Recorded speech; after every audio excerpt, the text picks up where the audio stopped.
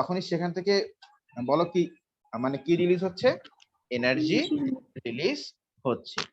সেই energy use করে এই যে এখান থেকে ধরো এনার্জি রিলিজ হলো, এনার্জি রিলিজ হলো ই, ক্যাপিটাল ই।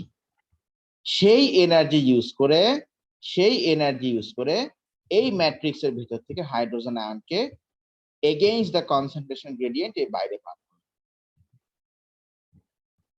বলো বুঝলে কিনা?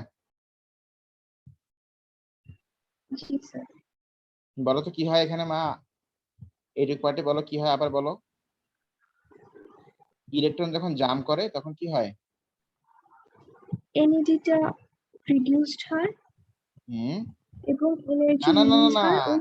এনএডি তো রিডিউস না মা, এনএডি তো রিডিউস ছিলই। স্যার এইটা তো যখন হচ্ছে, জাম্প করে তখন আবার রিডিউস হয়। এইটা তো হচ্ছে ইলেকট্রন ক্যারিয়ার, এগুলো তো এনএডি না, এগুলো কি, এগুলো হচ্ছে ইলেকট্রন ক্যারিয়ার।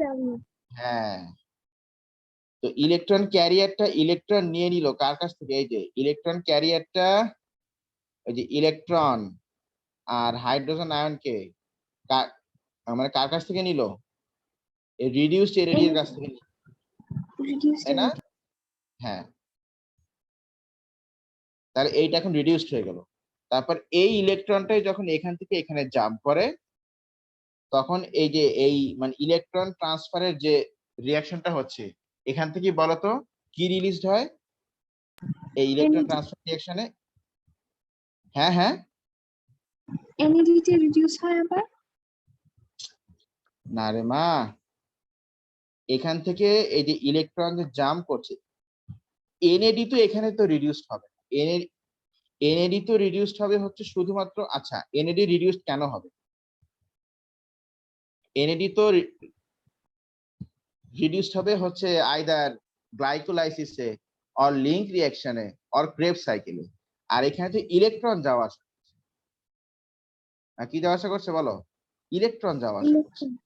হ্যাঁ, তো এনএডি থেকে যে ইলেকট্রনটা বের হয়ে আসলো, ওই ইলেকট্রনটা যখন এই এই ক্যারিয়ার থেকে এই ক্যারিয়ারে যাবে, তখনই সেখানে কি হবে, এনার্জি রিলিজড হবে।